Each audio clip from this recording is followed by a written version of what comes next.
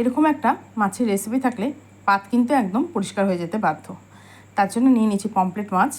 এবার এটার মধ্যে ভালো করে ধুয়ে নিয়ে নুন, হলুদ আর লঙ্কার গুঁড়ো আর একটু সামান্য সরষের তেল দিয়ে ভালো করে মেখে 10 মিনিটের জন্য ম্যারিনেট করে রাখবো। এবার সরষের তেল গরম করে মাছগুলো এক এক করে ভালো করে ভেজে নেব। একদম উল্টে পাল্টে ভালো করে যাতে মাছটা কাঁচা না থাকে সেদিকে খেয়াল রেখে ভালো করে ভেজে তুলে নেব। এবার ওই তেলের মধ্যেই, যদি আপনাদের আরও তেল লাগে তেল দিতে পারেন, ওই তেলের মধ্যেই আমি একটু কালো জিরে, একটু কাঁচা লঙ্কা, একটা তেজপাতা ফোড়ন দিয়ে দিচ্ছি। ফোড়নটা হয়ে আসলেই আগে থেকে কেটে রাখা পেঁয়াজ কুচি এর মধ্যে দিয়ে দিলাম দুটো, আর এটাকে ভালো করে ভাজবো।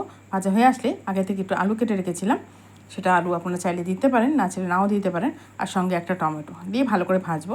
মোটামুটি ভাজা হয়ে আসলে এর মধ্যে একটু রসুন কুচি দিয়ে দেবো, আর সঙ্গে দিয়ে দেবো আন্দাজ মতো নুন, হলুদ, আর 1 চামচের মতো জিরে, আর একটু লঙ্কার গুঁড়ো, সামান্য একটু চিনি দিয়ে এটা ভালো করে এবারে কষাবো।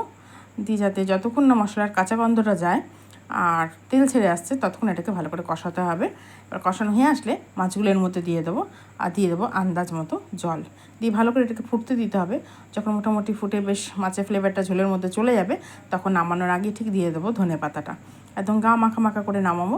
খুবই টেস্টি লাগে খেতে, যে কেউ খেতে পারবে, বাচ্চা থেকে একদম বয়স্ক, একটুও কাটা নেই, খেতে খুবই টেস্টি।